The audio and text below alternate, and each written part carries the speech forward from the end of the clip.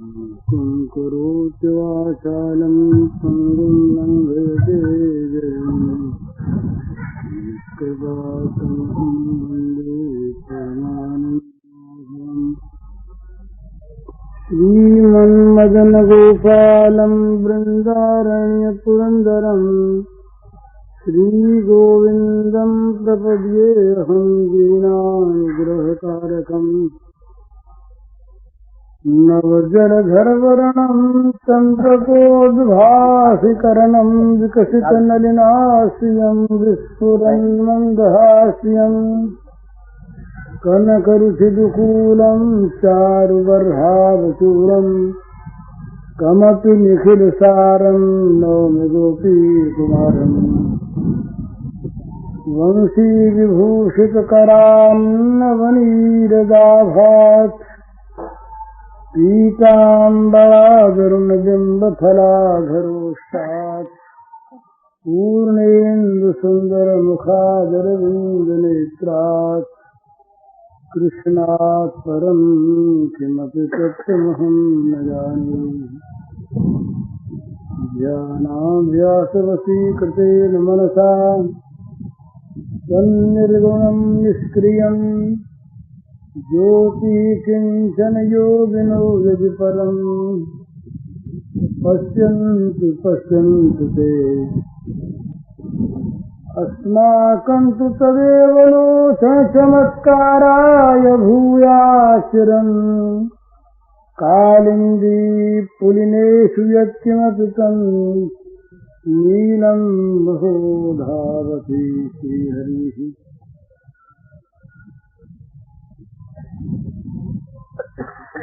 अखिल विश्व ब्रह्मांड के रूप में अभिव्यक्त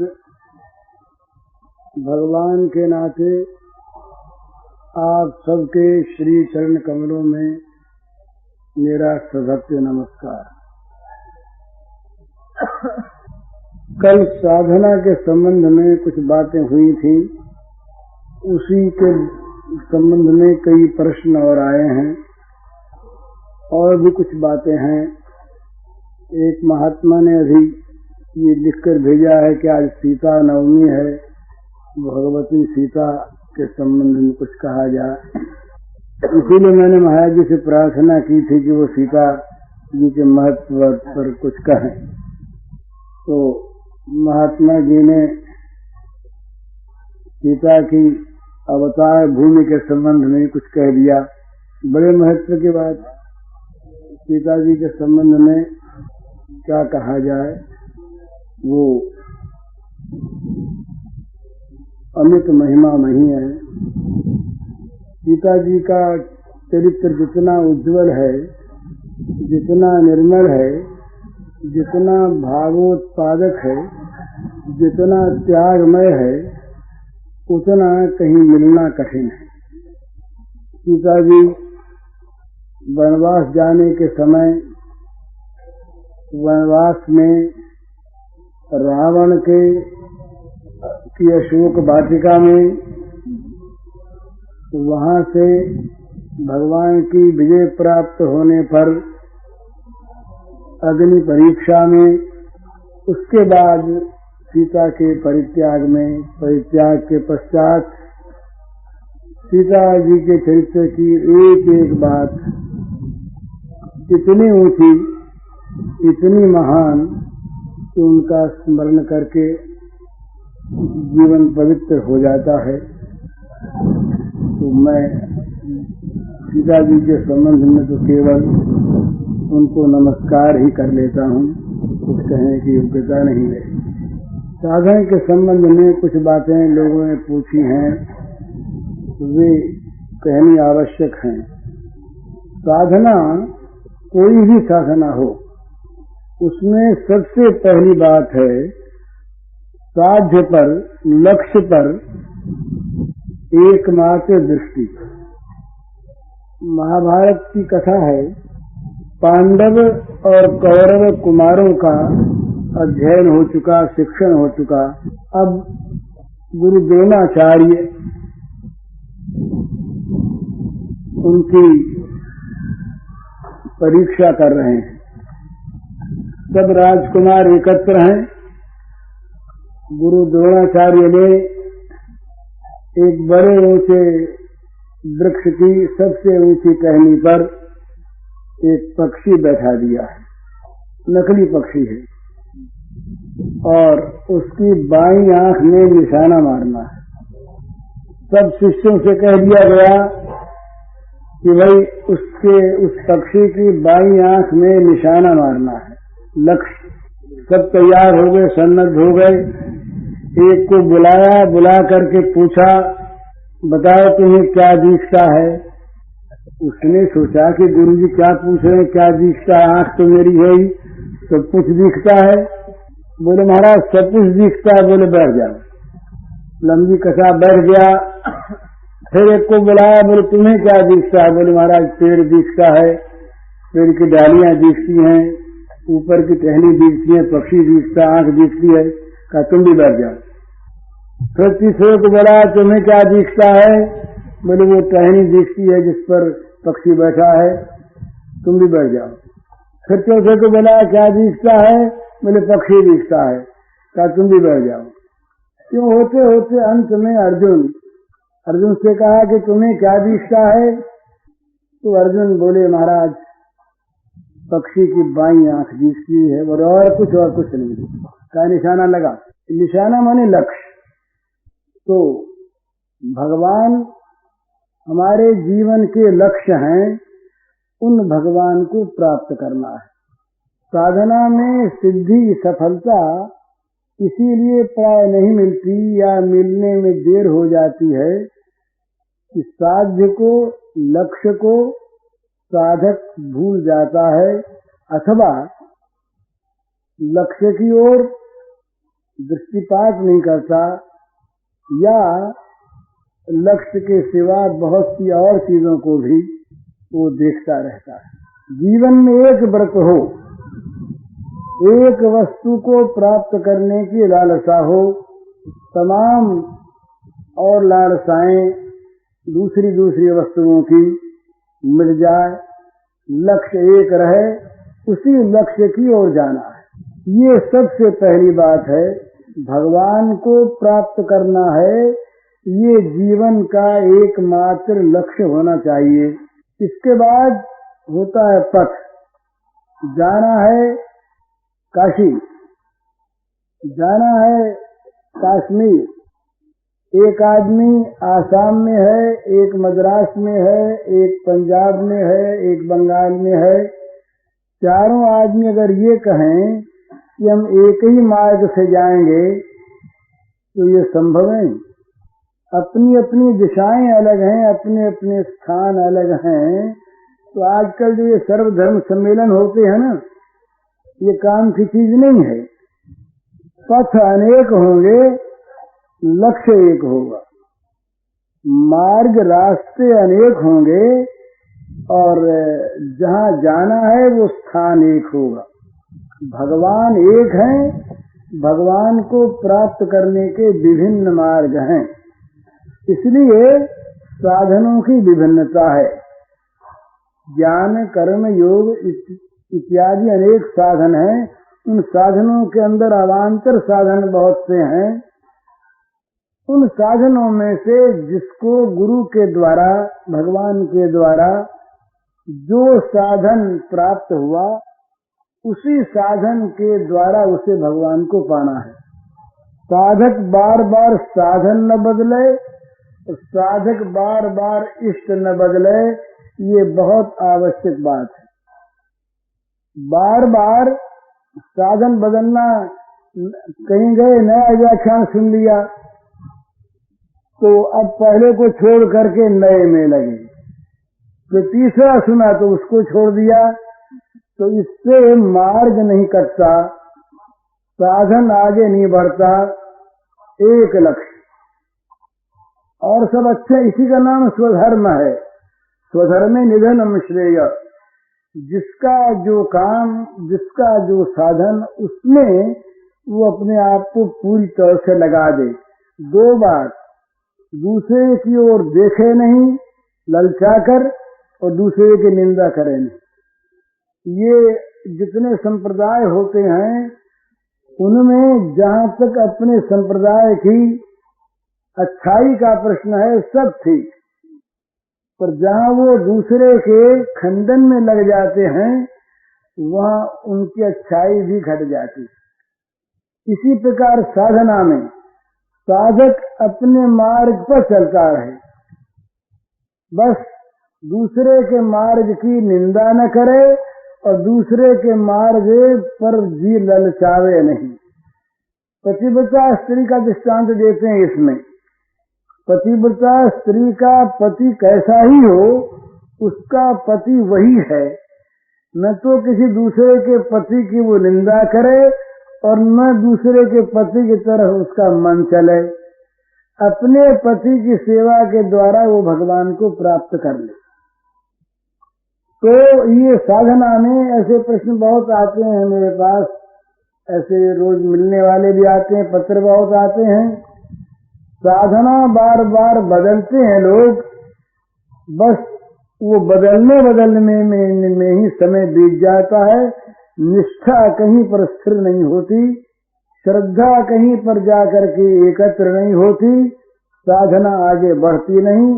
इसलिए जो भगवान के जिस रूप का उपासक है, निर्गुण का उपासक, ये माने कि सारे के सारे सगुण रूप इस निर्गुण के ही हैं। राम का उपासक ये माने कि निर्गुण सगुण जो कुछ भी है ये सब हमारे राम के रूप के अभिव्यक्ति है। शंकर का उपासक यूँ माने कि सब शंकर के रूप के अभिव्यक्ति है, एकमात्र शंकर ही है, दूसरे सब शंकर के स्वरूप हैं। कोई भी निंदा का पात्र नहीं, पर अपने जिस तरफ जा रहे हैं, जिस इष्ट को मान रहे हैं, उसको छोड़ने की कोई आवश्यकता नहीं, वो पर्याप्त है, वो अच्छा है। तो एक तो ये बात कि साधना बार बार बदले नहीं और इष्ट बार बार बदले नहीं, दूसरों के इष्ट की निंदा करे नहीं, दूसरों के इष्ट पर मन ललचावे नहीं, ये साधक के लिए एक प्रधान बात है। दूसरी बात साधक के लिए बहुत समझने की है, ये निंदा और स्तुति के प्रभाव से बचना।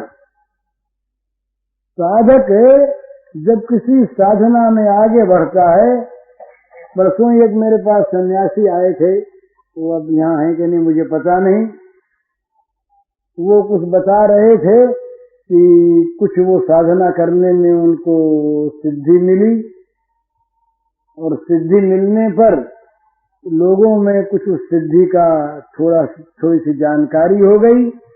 जानकारी होने पर उस सिद्धि को लेकर कुछ प्रदर्शन होने लगा, उससे उनको मान मिला और वो सिद्धि जाती रही। तो साधक जरा आगे बढ़ता है तो जरा उसके अंदर दैवी संपत्ति आती है, अथवा कहीं कहीं सिद्धि भी कोई आ जाती है, वहां पर वो बड़ा सावधान रहे। कहीं उसने साधक ने मान को, पूजा को, बड़ाई को स्वीकार कर लिया तो सत्य मानिए उसका साधन रुक जाएगा। ये बहुत बड़ा मीठा जहर है जो साधन को मार देता है। ये आत्म पूजा, आत्म प्रचार, ये मनुष्य बहुत जल्दी स्वीकार कर लेता है। जरा सा अच्छा बोलना आ गया, जरा सा अच्छा लिखना आ गया, जरा सी साधना में प्रगति हुई, थोड़ा सा नाम हुआ, लोग अच्छा मानने लगे, उसके बाद क्या होगा? लोगों का अच्छा मानना, लोगों का सम्मान देना उसे प्रिय लगने लगेगा। पहले पहले तो वो सोचेगा कि ठीक नहीं है, और जहाँ प्रियता पैदा हुई वहाँ क्या होगा कि वो साधक अगर उपदेश देता है, व्याख्यान देता है, लिखता है, कुछ करता है, तो वो साथ साथ उसके ये बात ध्यान में आएगी कि मेरे व्याख्यान से लोग कितने प्रभावित होते हैं और मेरा कितना बहुत। उसके फिर सम्मान पाने के लिए क्या करता है आदमी?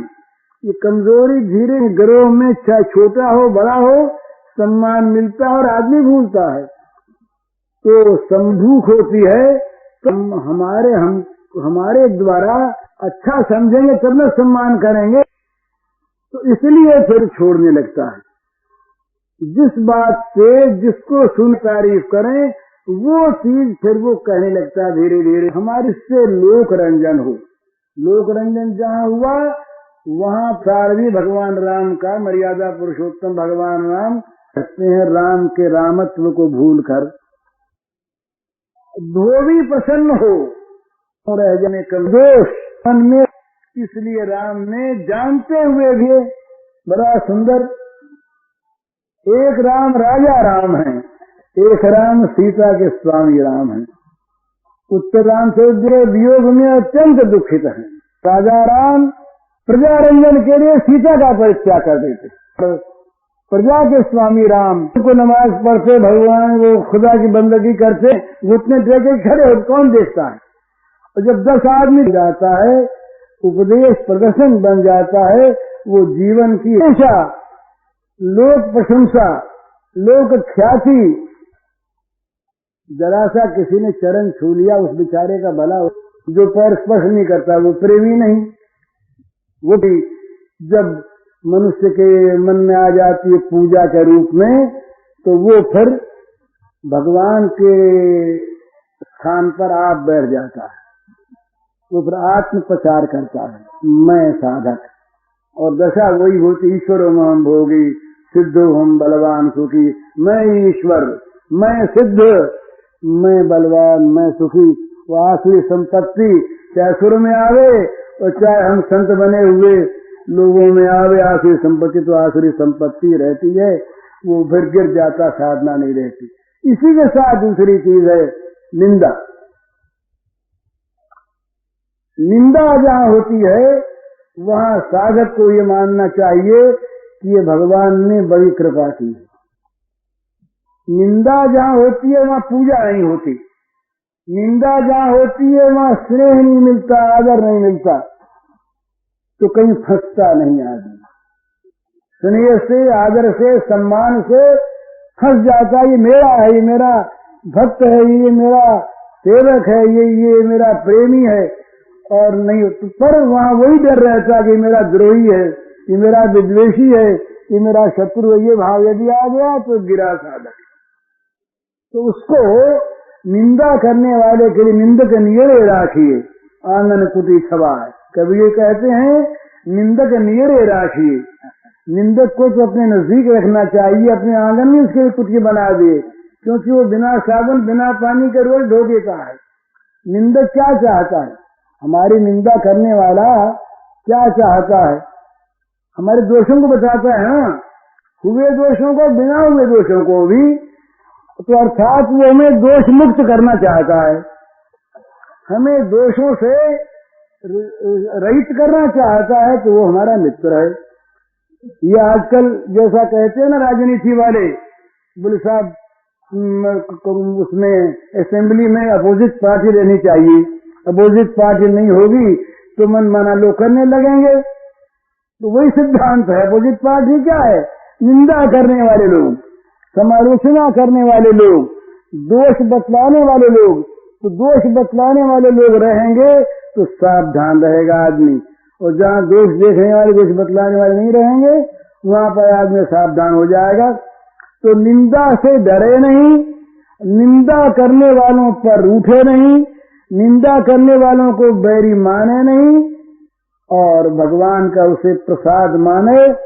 भगवान ये कृपा करके और हमारे लिए भगवान ने विधान किया है, तो ये पूजा सत्कार मान और निंदा अपूजा असत्कार, असत्कार होता है, निंदा के साथ साथ असत्कार होता है। एक कहानी सुनाऊं मैं आपको, पानी वानी आ जाएगा तो आप लोग बीच में। पर रविन्द्रनाथ ठाकुर ने, टैगोर ने एक काव्य लिखा बड़ा सुंदर, भगवान का वरदान। कबीर साहब रहते थे मगहर में, जुलाहे थे, लेकिन बड़े भारी संत भगवान के अत्यंत प्रेमी, अब उनकी ख्याति हो गई। उस समय रेल तार नहीं थे, टेलीफोन नहीं था, रेडियो नहीं था, लेकिन सब जगह लोग आते जाते तो कबीर साहब बड़े महात्मा, ये प्रसिद्धि हो गई। अब जहाँ महात्मा की प्रसिद्धि हुई, महात्मा के पास सच्ची बात यह है कि साधना की बात पूछने वाले तो कम जाते हैं। और कहीं पुत्र बीमार हो गया, बेटा होता नहीं, धन होता नहीं, मुकदमे में जीत होती नहीं, मान जा रहा, इसलिए संत के पास लोग बहुत जाते हैं, बहुत तरह के लोग जाते हैं। तो कबीर की कुटिया पर रहने लगी भीड़। कबीर बेचारे परेशान हो गए, कब वो अलग बैठ करके भगवान का ध्यान करें। तो कबीर ने भगवान से बंदे प्रार्थना की, महाराज किसी प्रकार से आप ऐसी कृपा करो, ऐसी व्यवस्था करो जिससे मैं एकांत स्थान प्राप्त करके आपका भजन कर सकूं। भगवान ने सुन ली। मगर के कुछ लोगों के मन में जो द्वेष रखते थे कबीर साहब से, उनके मन में आई कि कबीर का अपमान कराना, नीचा दिखाना। तो उन्होंने एक वेश्या को ठीक किया, समझा बुझा के उसको ठीक कर लिया।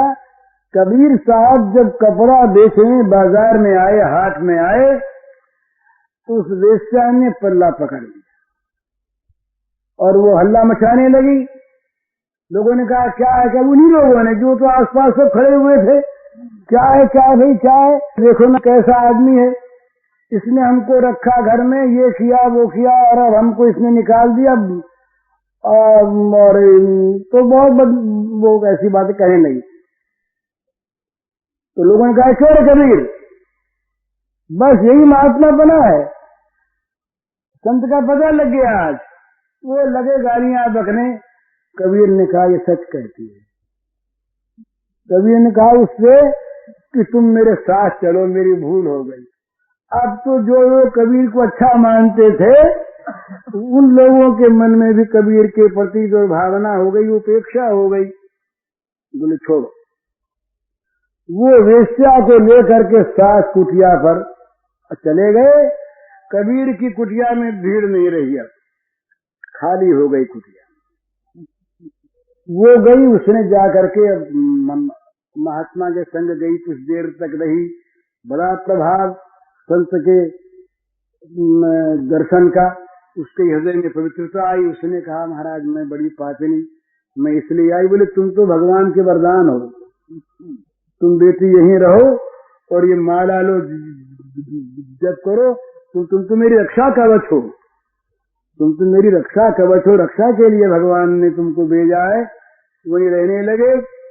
अब साहब कबीर की कुटिया खाली हो गई, कोई नहीं आता। आया लोग को लोग रोक देते, बोले क्या करते वहां जा करके, ये सब ठीक नहीं, वो बड़ा बदमाश शरारती। अब साहब कुछ दिनों के बाद काशी महाराज के यहाँ से बुलावा आया, दीवान जी आए, काशी महाराज के मंत्री आए उनको बुलाने के लिए। कबीर के पास आए तो वहां भीड़ भाड़ देखी नहीं, बड़ी भीड़ रहती थी। अकेले में गए, कबीर से कहने लगे कि महाराज आपको काशी मंदिर ने बुलाया है। बोले बुलाया तो है, लेकिन मेरे साथ तो ये बेस्या रहती है। तो बोले इसको साथ ही ले चलो। बोले वो साथ तो रहती है और ले कहाँ चले, तब आप जाओ महाराज। तो उसने कहा कि मैं जाऊंगा। कहीं राजा ने फिर कहा कि जाओ उनको बुला के लाया, तो आप चलो साथ। बोले साथ चलेंगे, साथ चलेंगे। बोले क्या की बात। अब कबीर गए काशी वेश्या को साथ लेकर के। अब वो सड़क से निकले, कहा तो कबीर जी को हाथ जोड़ से कहा, वेश्या को देखे, बोले हाँ कबीर तो मालूम होता गिर गया। हर जहाँ लोग दूर से। जब दरबार में प्रवेश करने लगे, राजा ने देखा दूर से कि कबीर के साथ तो कोई वेश्या आ रही है। तो राजा ने यूं मुंह कर दिया, निकाल दो। कबीर को बाहर निकाल दिया। कबीर बड़े प्रसन्न, और वो बेचारी वेश्या बड़ी दुखी, उसकी आंखों से आंसू बहने लगे। उसने कबीर से कहा कि महाराज मैं कितनी पापिनी, कितना सम्मान आपका, कितने आप महात्मा, आज आप दरबार से यूं निकाले जा रहे हैं, ये सब मेरे कारण से, मेरे पाप का फल ये। उन्होंने फिर यही कहा कि तू तो भगवान की भेजी हुई, तुम मेरी रक्षा कवच है, वरदान है, कभी उसको लेगी। इस पर रविंद्र ने बंगला में एक काव्य लिखा बड़ा सुंदर। तो कहने का मतलब ये, इस प्रकार महात्मा लोग प्रशंसा से बचने के लिए, ये किसी को करना नहीं है, ये यहाँ तक कोई न पहुंचे भरा ये करने की चीज तो नहीं है, पर एक आदर्श महात्मा का, कि महात्मा ने, कबीर ने प्रशंसा से, पूजा से बचने के लिए इस प्रकार का निंदनीय संग भी स्वीकार कर लिया। तो ये साधक के लिए बड़ी सुंदर चीज है। साधक पूजा, प्रशंसा, आत्मसम्मान, कीर्ति, प्रसिद्धि से बचे, और साधक निंदा से क्षुब्ध न हो, निंदा से घबराए नहीं, अपमान से घबराए नहीं, असत्कार को भगवान का भेजा हुआ वरदान समझे। जितना जितना सत्कार अधिक मिलेगा ना, ये है तो टेढ़ी बात पर सच्ची बात है, जितना जितना सम्मान अधिक मिलेगा, सत्कार अधिक मिलेगा, उतना उतना सम्मान में, सत्कार में मोह होगा, आसक्ति होगी, और उसकी फिर मन में चाहे छिपी चाह पैदा हो जाएगी। वो जहाँ नहीं मिलेगा वहाँ उपरामता होगी। ये साधक के गिरने के लक्षण हैं। तो साधक बहुत सावधान है। सिद्धों की बात तो मैं नहीं कहता, वो तो सम होते हैं, सिद्ध सम होते हैं, विषयों की ओर जाते हैं, और साधक उनसे उल्टे जाते हैं। ये तीन स्थिति है। विषयी लोग जिन चीजों की ओर जाते हैं, साधक उनसे विपरीत चलते हैं। वो मान चाहते हैं, वो मान नहीं चाहते। सम्मानम कलयाति घोर गरलम, नीचा अपमानम सुधा। सम्मान को वो घोर गरल के समान समझें, और नीचा अपमान को मृत के समान समझें। ये वृंदावन में लोग कैसे रहें, उनके लिए बताया है। बड़ा वृंदावन में तो लोग जाकर रह जाते हैं, बड़ा अच्छा है ना वृंदावन वास, बड़ा अच्छा, उसका कोई विरोध नहीं करता मैं, पर वृंदावन रहने वालों के लिए कहा बोले कैसे रहें। बरात शिष्ट तले तले विचित नाम चीरानी कंथां कुरु, ग्राम्य से भिक्षा मठ, और भूल गया मैं। उसका अर्थ यह है कि हे मित्र, तुम वृंदावन में रहो और रोज रोज पेड़ बदलो, कहीं किसी भी घर में तुम्हारी ममता न हो जाए। और ग्रामे से भिक्षा मतलब गांवों में जाकर के भीख मांग के खाओ। ऐसा नहीं कि शहरों में जाके माल मलीदा खाओ, ऐसा नहीं। और चीरानी कंथाम कुरु, रास्ते में पड़े हुए कीचड़ों से शरीर ढको, ऐसा आराम छोड़ दो। निंदा को समझो मृत के समान, और सम्मान को समझो घोर जहर के समान। और इस प्रकार से वृंदावन में सीधाधाम मुरलीधरु बज सके वृंदावनम मा त्यज, इस प्रकार रह करके राधा माधव का चिंतन करो, वृंदावन का त्याग न करो। तो कहने का मतलब ये कि निंदा से घबराए नहीं, पूजा से घबराए। जहाँ साधक में आराम तलबी आई, ये उसके साथ एक बात, आराम तलबी, आराम तलबी जहाँ आई वहाँ आराम नहीं मिलेगा, वहाँ साधक को आपत्ति होगी। आराम खोजेगा, राम को भूल जाएगा। तो आराम आराम नहीं कह करके आराम आराम कहेगा, राम को नहीं बुलाएगा, आराम को बुलाएगा। और आराम तो साथ में कष्ट लेकर के आता है। संसार के जितने भोग हैं ये दुख योग रहा है। भगवान ने कहा दुख यही संस्पर्श जाप होगा। जितने भी इंद्रियों को आराम देने वाले ये विषय हैं, ये सब के सब वास्तव में दुख योनि हैं, अनित्य हैं, अशाश्वत हैं। तो बुद्धिमान लोग इनमें फंसते नहीं। यही संस्पर्श जाप होगा। दुख योनि वसे आद्यंत अंत कौंतेय न ते शुरमते बुधा। इसलिए आराम तलबी से ये घबराए। बोले हमारे दूसरे सेवा करते हैं, सेवा करते हैं तो बड़ी अच्छी बात। पर सेवा कराने की जहाँ हमारे आदत पड़ गई वहाँ बड़ी आफत होगी। वहाँ सेवक अगर मन के अनुकूल नहीं करेगा तो उस पर गुस्सा आने लगेगा। जब तक सेवा नहीं करा दे तब तक कोई मतलब नहीं। और जहाँ सेवा कराने लगे, सेवा की आशा बंधी, वहाँ सेवकों की खोज होगी और अनुकूल सेवक न मिले तो मन में क्षोभ होगा। तो एक नई आफत आ गई। साधना कौन करे, भगवान का नाम कौन ले, ध्यान कौन, ध्यान तो होगा सेवा का, सेवा का। तो ये हर एक आदमी के लिए चाहिए, उचित है सेवा करे, सेवा करावे नहीं। एक अंग्रेज कवि ने कहा, एक अंग्रेज ने, the glory of the life to serve not to be serve, to love not to be loved. ये जीवन का महत्व है कि सेवा करो, कराओ मत, प्रेम करो, कराओ मत। ये जब होगा तब अपने आप सेवा मिलेगी, अपने आप प्रेम मिलेगा। पर प्रेम मिलने के लिए, सेवा मिलने के लिए सेवा करें, ये भी ठीक नहीं। तो साधक सेवा न करावे, जहाँ तक बने। किसी की सेवा अगर होती हो, साधन में विघ्न न पड़ता हो, तो सेवा करे जरूर, इसमें कोई बात नहीं। तो आराम तलब न हो, सेवा कराने वाला न हो। फिर एक बात, ये धन जो है ना, पैसा, भोग तो सारी भोग हैं, ये बड़ी मारात्मक चीज है। जहाँ धन का लोभ जागा और जहाँ धन का संस्पर्श हुआ तो मारा गया। एक कहानी सुनाता हूँ मैं आपको, है कहानी पर बात सच्ची है। आज देख लीजिए, ये क्या नाम, उसी कहानी का रूपांतर जगत में आज हो रहा है। दो ठाकुर थे हमारे राजस्थान के, दो भाई रहे ठाकुर राजपूत। वो उन्होंने कहा कि कमाने चलना है, विदेश चलना है, तो ऊंट पर सवार हुए, बंदूकें तो रखते ही थे, ले ली। आगे बढ़ के जा रहे थे तो एक सामने दौड़ते हुए सन्यासी मिले। दौड़ते हुए बोले, क्या है, क्या बोले, आगे मत जाना, आगे डाकिन बैठी है, खा जाएगी, डाइन बैठी है, जाना मत, आगे लौट जाओ, लौट जाओ। यूं कहते साधु तो भाग गया। ये एक बात तो ठहरे, ऊंट को रोका, फिर सोचा कि बंदूक हमारे पास है, डाकिन हमारा क्या करेंगे, मार देंगे। गए आगे कुछ दूर आगे जाकर के देखा तो एक मोहरों की थैली पड़ी है, सोने के मोहर।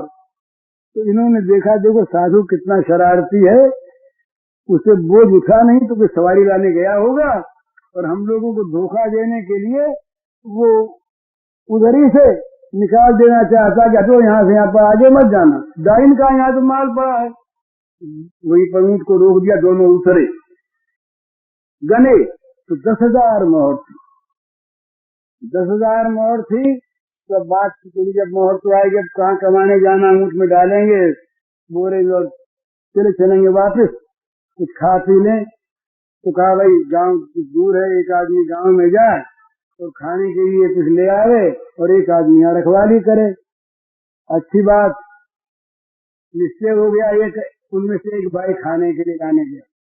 अब महाराज मोहर सामने पड़ी, डाइन, अब मोहर सामने पड़ी। अब मोहर के संग से मन में आया एक पाप, बोले राम राम, आधा हो जाएगा, 10,000 की 5,000 रह जाएगी, दोनों में हिस्सा न करना पड़ेगा तो क्या अच्छा हो कि सब हमको मिल जाए। जहाँ लोभ आता है वहाँ पाप आता है। तो बोले कि ये कैसे मिले, तो मन में आप सीधी बात है ना, बंदूक अपने पास है, इसमें गोली भर के रखें, और जब भाई आए मिठाई ले करके तो बस चट से घोड़ा दाग दें, वो मर जाएगा, कौन देखता है। उसको गाड़ देंगे, कहेंगे आजा हो गया था भाई को, और अपना लेके चले जाएंगे। उधर उसके मन में भी यही आई, जो गया था मिठाई लाने, कि भाई क्या करें, आधा रह जाएगा, तो क्या करें। बोले क्या करें, अच्छा मिठाई में दही मिला के ले चलें, और उससे कहें भाई हम तो थके हुए हैं, तुम पहले खा लो, पीछे हम खाएंगे। वो खा के मरी जाएगा, फिर अपना रह गया। दोनों की योजना बन गई। इसने मिठाई में जहर मिलाया और उसने बंदूक को तैयार कर लिया। बस मिठाई लेके आया, बंदूक जगी, धराम से वो गिर पड़ा या आश्वस्त हो गया। बोले अब तो सारा धन अपना हो गया, अब बोले खाने में क्या हर्ज है, अब तो मिठाई खा रहे हैं फिर चलेंगे। अब वो आनंद में उसने मिठाई खाई, ये भी वही मुठेर हो गया। साधु ने देखा दूर वहां से कि जरा देख तो नहीं, आगे तो नहीं गए।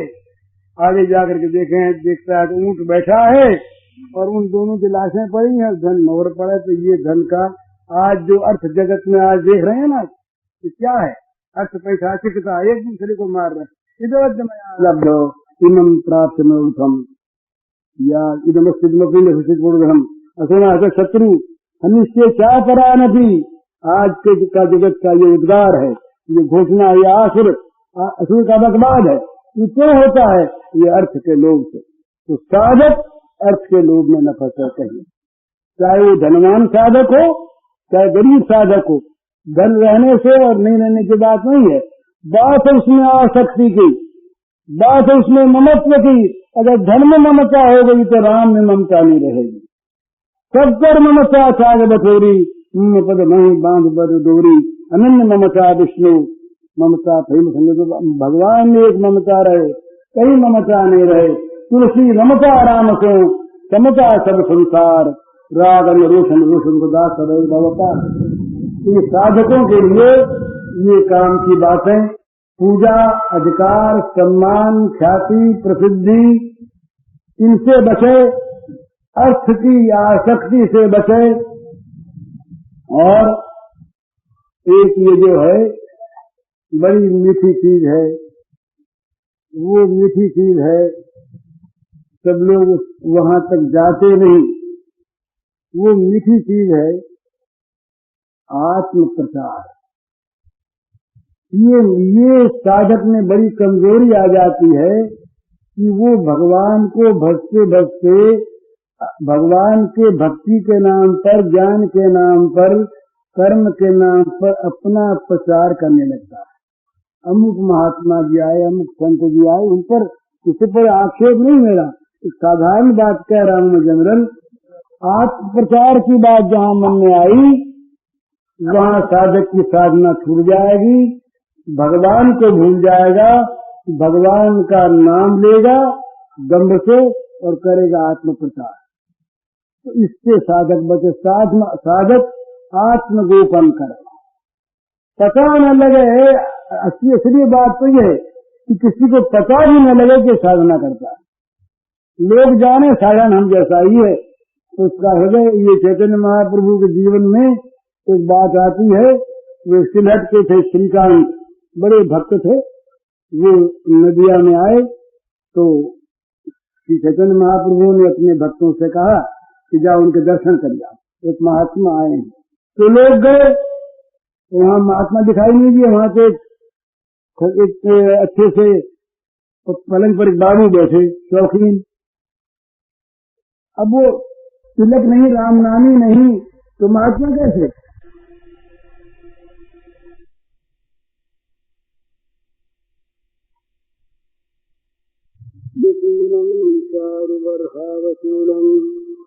कमपि निखिल सारम लोमी कुमारम वंशी विभूषित करान नवनीरदाभात पीतांबरादंडबिंब फलाधरोष्ठात् पूर्णेन्द्र सुंदर मुखादर बिंदनेत्रात् कृष्णात् परम किमपि तत्त्वमहं न जाने।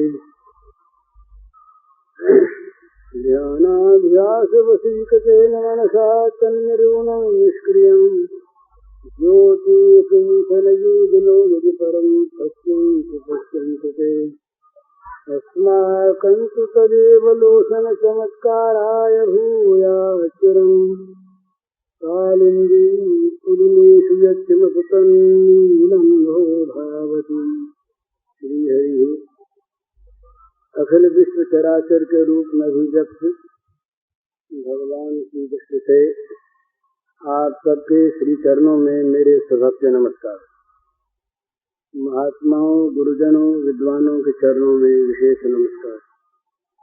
अपने कई दिनों से जो प्रसंग चल रहा था वो तो कल संपन्न हो गया। कई प्रश्न आए हुए हैं। एक ताजा प्रश्न है, आज ही एक सज्जन ने पूछा है। बड़े अच्छे विचार के सज्जन हैं। किसी ने उनके साथ दुर्व्यवहार किया, वो जानते भी हैं कि मन में क्षोभ करने से कोई लाभ नहीं। किसी का बुरा चाहना भी उचित नहीं, परंतु इस मन में इस प्रकार की एक चीज बैठ गई है उनके कि उन दुर्व्यवहार करने वालों के प्रति उनके मन में एक द्रोह सा बना रहता है। उनकी अवनति देखने को जी चाहता। उनको दुख होने पर, इच्छा न होने पर भी मन सुखता मानता है। ये उनका कहना कैसे ठीक है? तो ये कोई नई चीज नहीं है। प्रायः संसार में जितने भी विषयासक्त लोग हैं, स्वाभाविक विषय कामना में जब चोट पहुंचती है तो क्रोध होता। कामात् क्रोधो विजायते। सबसे मूल चीज तो है बुराई का जड़ जो है वो है विषय चिंतन। ध्यायतो विषयान् पुंसः संगस्तेषुपजायते संगात् संजायते कामः कामात् क्रोधो विजायते क्रोधात् भवति सम्मोहः सम्मोहात् स्मृति विभ्रमः स्मृतिभ्रंशात् बुद्धिनाशो बुद्धिनाशात् प्रणश्यति। ये पतन के स्तर बताए भगवान ने। आज अच्छा आदमी भी अगर विषयासक्त लोगों के साथ रहे, उनके वातावरण में रहे, उनका संग करे, उनके आचरणों को देखे, तो स्वाभाविक कुछ दिनों में उसके मन में उन विषयों का चिंतन होने लगता है। और जिन विषयों का बार बार चिंतन होता है उनमें मन फंसता है, मन की आसक्ति होती है। और जिसमें आसक्ति होती है आगे चलकर उसे प्राप्त करने की चाह पैदा होती है, कामना पैदा होती है। कामना के बाद इसके दो रूप होते हैं। यदि कामना सफल हो गई तो लोभ पैदा होता है, और कामना यदि प्रतिहत हुई, कामना पर यदि आघात लगा, न सफल हुई तो क्रोध होता है। एक पुराण में कामा लोभो भी जाए थे, लोभात् भवति सम्मोहः, ये पाठ दोनों ही समीचीन हैं।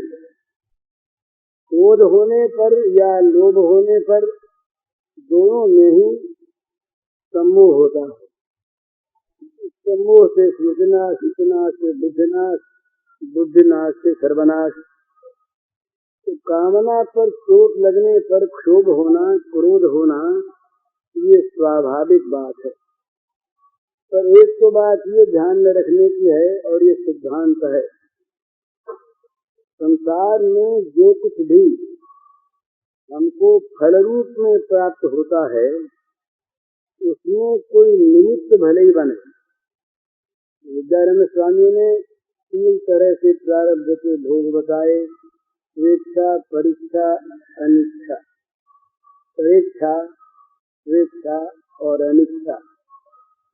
हम रास्ते में जा रहे हैं, कोई पेड़ की डाल टूट पड़ी, ऊपर से चोट लग गई, तो ये अनिच्छा प्रारब्ध का भोग है। किसी ने इच्छा नहीं की और किसी दूसरे के मन में आ गई कि बुद्धि, उसने ढेला मार दिया, लग गई, ये परीक्षा प्रारब्ध है।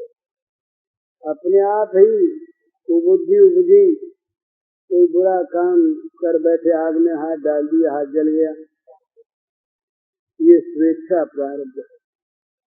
तो प्रारब्ध के भोग में निमित्त चाहे कोई बने, कैसा ही बने, परंतु मनुष्य भोगता है अपने किए हुए कर्म का फल ही।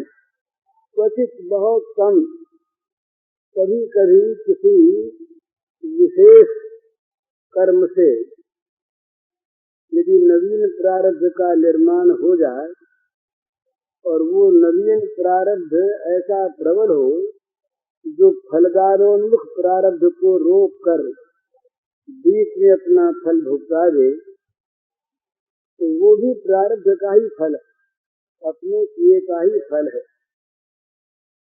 जो कुछ हमने कर्म किया है, हमारे ही कर्म का फल हमें मिलता है, दूसरा उसमें निमित्त होता यदि होता है तो वो यदि हमारे अच्छे में निमित्त होता है तो उसके लिए वो पुण्य कर्म होता है, नवीन पुण्य कर्म होता है। और वो यदि हमारे बुरे में निमित्त होता है तो उसके लिए वो नवीन पाप कर्म होता है। तो यदि किसी दूसरे के द्वारा हमारा कभी बुरा हुआ होता दिख है तो ये मानना चाहिए, और ये सत्य ही है सर्वथा, कि हमें जो ये बुरा फल मिल रहा है ये हमारे अपने किए हुए कर्म का अवश्यंभावी फल है। भगवान के यहाँ अंधेर नहीं, उनके न्याय में, उनके शासन में कहीं किसी प्रकार की त्रुटि नहीं, उनकी सजगता में, उनकी सतर्कता में कहीं कोई भ्रांति नहीं। अतएव जो कुछ भी हमें फल मिला है वो फल अवश्य ही वो मिला है जो मिलना चाहिए था, जो हमारे कर्म का परिणाम था वही हमें प्राप्त हुआ। ऐसी अवस्था में ये समझ यदि आ जाए तो स्वाभाविक दूसरे के द्वारा हमारा बुरा हो गया, हमारा अनिष्ट हो गया, ये बात फिर मन में नहीं रहनी चाहिए।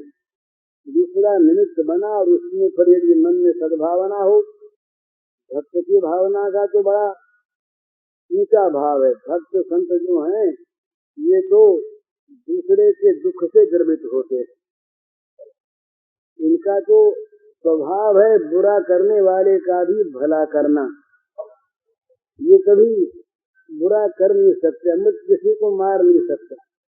इसी प्रकार संत भक्त जो होते हैं ये किसी का बुरा कर नहीं सकते, बुरा करने की इनमें योग्यता नहीं रह जाती, वो इनमें से निकल जाती है। पाप की योग्यता होती है ना, पाप की योग्यता से ये परे चले जाते हैं, इस भूमिका से ये ऊपर उठ जाते हैं, वो इनमें रहती नहीं। तो उनकी तो बात अलग। समझदार आदमी भी जो ठीक ठिकाने से कर्म के रहस्य को भी कुछ जानता है, वो भी इस बात को मानता है और मानना चाहिए कि जो कुछ भी मुझे फल मिला है ये अपने कर्म का मिला है। वो बेचारा जो निमित्त बना, वो निमित्त बना है, ये उसकी भूल है, इसका दंड उसे भोगना होगा। तो अगर भक्त की भाषा वहाँ पर है तब तो कहेगा भगवान इसे क्षमा करो, इसे क्षमा करो। प्रहलाद ने जीवन भर दुख देने वाले पिता के लिए अत्यंत निष्काम होने पर भी वरदान मांग लिया भगवान से। जिन भगवान ने वर की बात सुनने पर भगवान को बुलाना दिया कि महाराज ये बनियों की बात क्यों कर रहे हैं आप, जो सेवक सेवा करके कुछ ले ले, नशे भक्त सवई बने, वो तो बनिया है लेन देन करने वाला।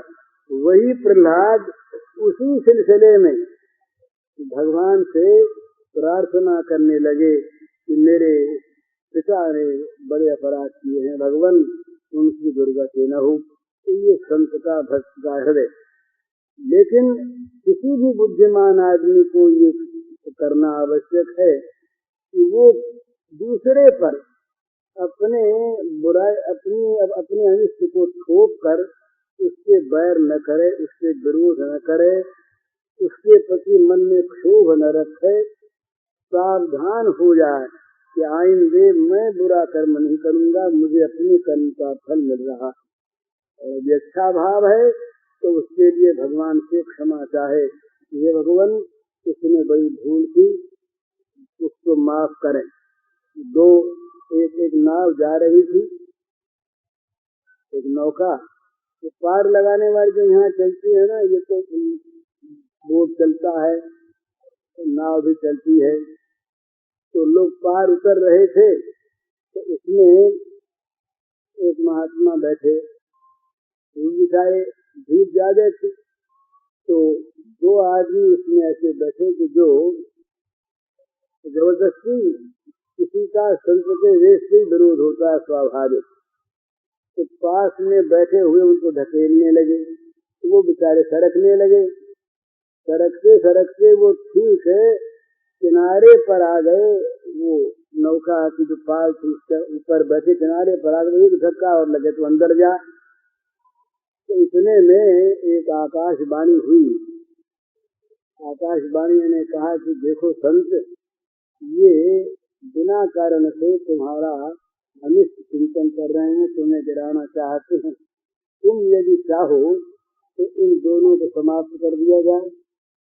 तो संत रोने लगे, उनकी आंखों से आंसू की धारा बह चली, बड़े दुखी से हो गए। तो अब उन दोनों ने देखा कि अब तो मौत आई ही, क्योंकि हमने अपराध किया ही, और ये अब रो रहे हैं, रोकर यही तो कहेंगे कि हाँ ठीक है, इनको मार दी, उन्होंने बड़ा अपराध किया।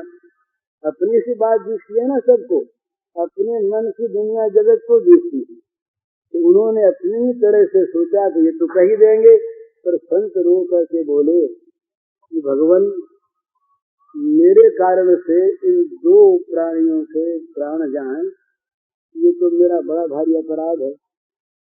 आप अगर मुझ पर कृपा करना चाहते हैं, इन दोनों की बुद्धि सिद्ध करने, ये सदा सबका कल्याण ही करें, भलाई करें, सेवा करें। उनकी बुद्धि तो बदल ही गई भगवान की कृपा से, संत की महिमा इनको लोगों ने जाना, और ये एक सीखने की बात मिली कि अच्छा करने वाले का कभी बुरा नहीं होता। ये अच्छी भावना संत के मन में थी, उन्हें वो गिरा नहीं सके, और संत के अच्छेपन ने उनको अच्छा बना दिया। जो बुरे को भला बना दे, अपनी भलाई देकर, वही तो संत है, बुरे को भला बना दे। तो इस प्रकार ये 2 बातें याद रखने की है, 2 बातें भूल जाने की है। ये सूत्र है भला याद रखने के, अपने द्वारा कभी किसी का अनिष्ट हुआ हो, इसे याद रखें, और दूसरे के द्वारा कभी हमारा अनिष्ट हुआ हो, दूसरे के द्वारा हमारा कभी उपकार हुआ हो, इसे याद रखें।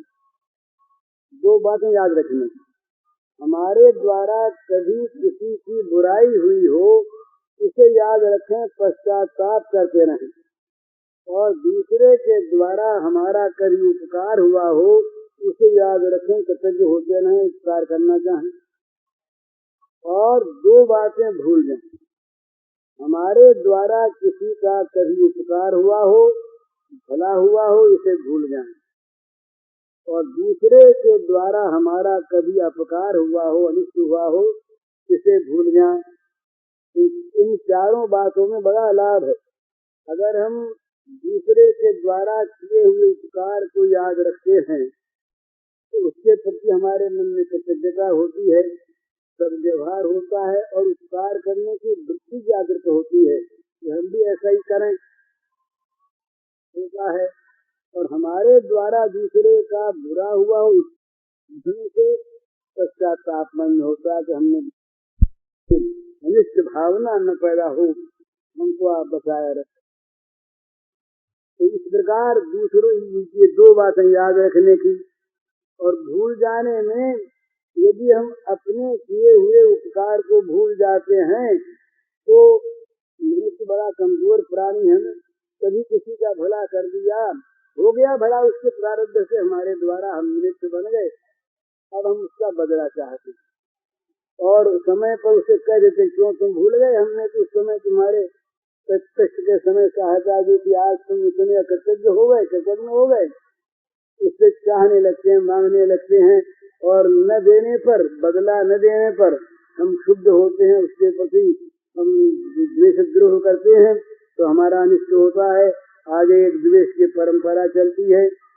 तो दूसरे के द्वारा तो इसको भूल जाना चाहिए, और हमारे द्वारा किसी का ये दूसरे के द्वारा हमारा कभी कोई बुरा हुआ हो उसे भूल जाना चाहिए। उसे भूलने से क्या होता है, बैर मन में नहीं रहता, द्रोह नहीं रहता, उसका बदला लेने की इच्छा नहीं रहती। नहीं तो महाराज ये बदला लेने की जो इच्छा है, ये हर आदमी देख ले अपने मन में, ये अच्छे अच्छे लोगों के मन में भी प्रतिशोध की भावना इतनी बुरी तरह से छिपी रहती है। जो बहुत अच्छे आदमी हैं उनमें भी ये रहती है, प्रायः है उसका रूप बदला हुआ होता है। एक आदमी ने हमको गाली दी और बदले में हमने उसको एक के बदले 4 दे दी, तो इसमें तो हम बढ़ गए, इसमें तो प्रतिशोध नहीं हुआ, इसमें तो हम बहुत ज्यादा आगे बढ़े, उसको हरा दिया हमने, उसको हरा दिया। इस संघर्ष में हम विजयी हो गए पाप में।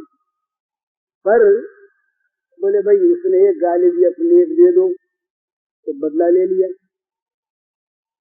अब हमारे अंदर अच्छापन, तो हमने सोचा कि भाई गाली का बदला गाली से क्यों दे, अपनी जबान खराब क्यों करें, चलो पुलिस में रिपोर्ट लिखा दें या मजिस्ट्रेट के यहाँ एक आवेदन पत्र भेज दे कि अमुक आदमी ने बिना कारण हमारा अपमान किया, हमें गाली दी।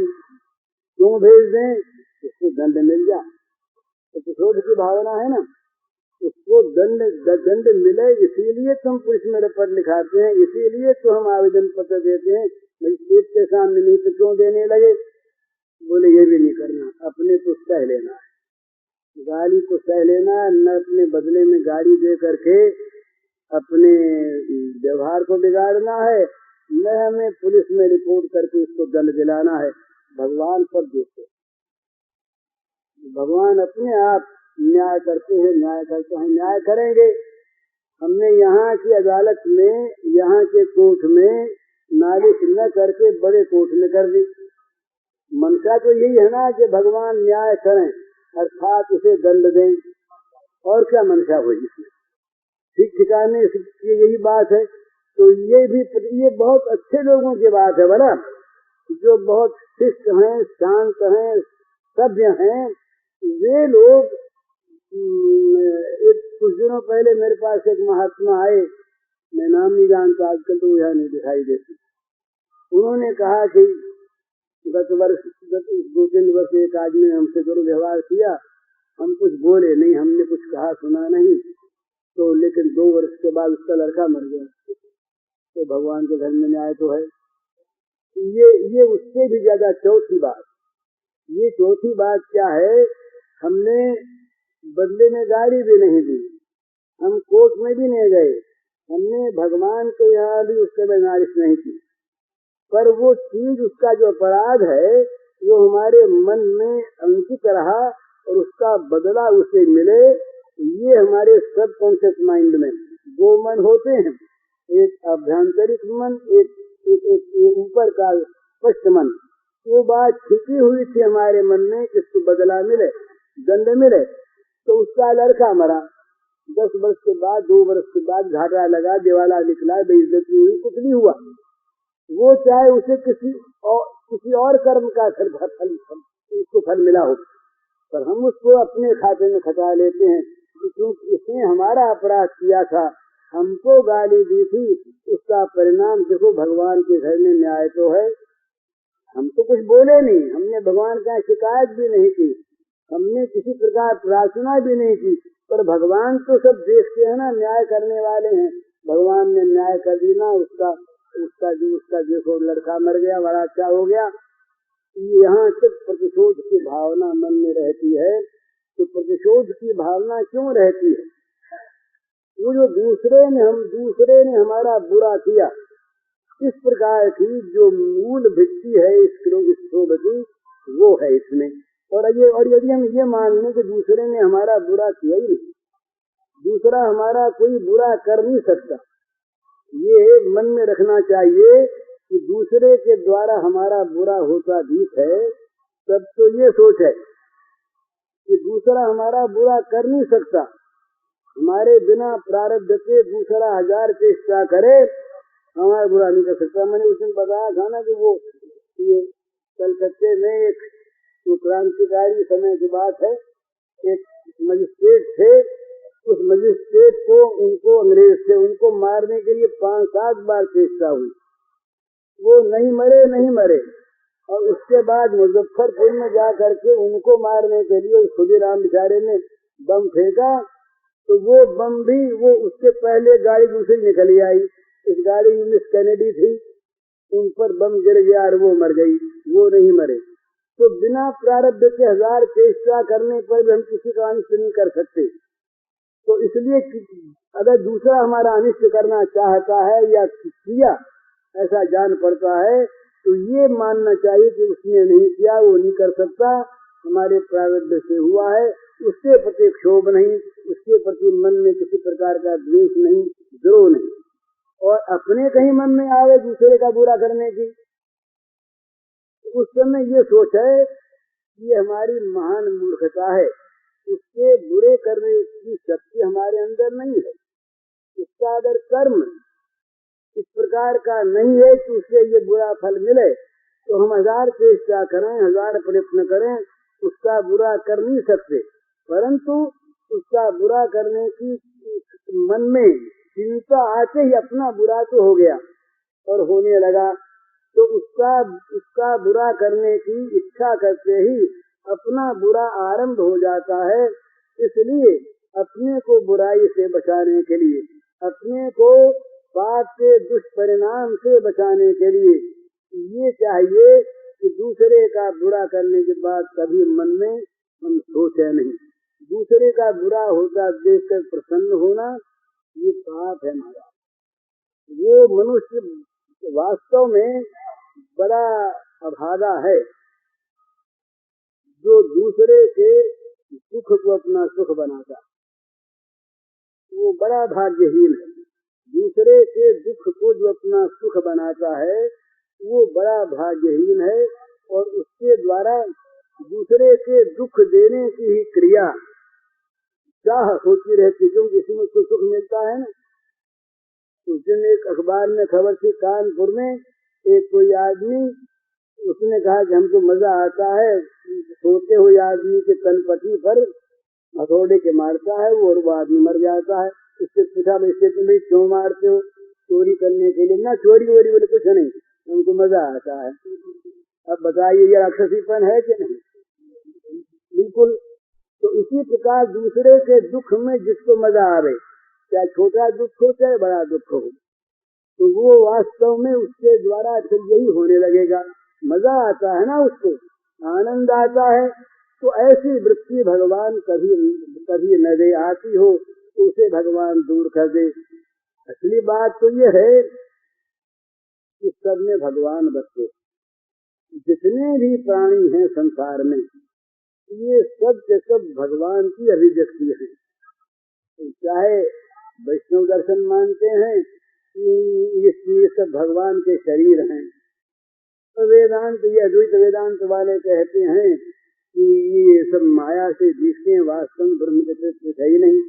बात एक ही है, कहीं ये किसी रूप में भगवान कहें या ब्रह्म कहें, भगवान माने तो पूज्य हैं, आत्मा माने तो अपने आप हैं।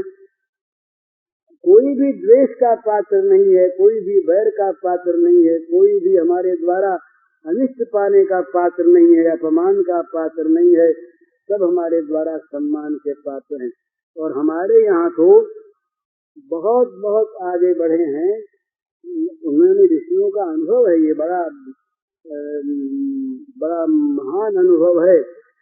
मनुष्यों में सद्भाव हो, प्रेम हो, ये आज का जगत मानता है कि भाई मानव प्रेम होना चाहिए, पर वो भी हो नहीं पाता। देश भेद, सीमा भेद, भाषा भेद, धर्म भेद, जाति भेद, ये देखिए जगत में क्या क्या करवा रहा है। मानव में भी एकता नहीं होती। हमारे यहाँ तो आत्मा को लेकर एकता नहीं होती, और भगवान के अभिव्यक्ति सब में, केवल मनुष्य में नहीं, केवल चेतन प्राणियों में नहीं, जड़ में भी खम वायु मग्नि शरीरम महीष ज्योति सत्वान दिशो ध्रुवादीन सरित समुद्रा हरि शरीरम यत्किंचन श्री राममय सब जग जानी तनु प्रणाम जोर के गसानी। सब में हमारे भगवान बसते हैं, आकाश में, वायु में, अग्नि में, जल में, पृथ्वी में। पूज्य श्री भाई जी के इन 2 प्रवचनों में से पहले प्रवचन का शीर्षक है लक्ष्य को भूले नहीं और दूसरे प्रवचन का शीर्षक है सबके प्रति सद्भाव। इसका कैसेट संख्या है 189। यह प्रवचन पूज्य श्री भाई जी ने 29 अप्रैल 1966 को गीता भवन स्वर्गाश्रम में दिया था। जय सीताराम सीताराम सीताराम जय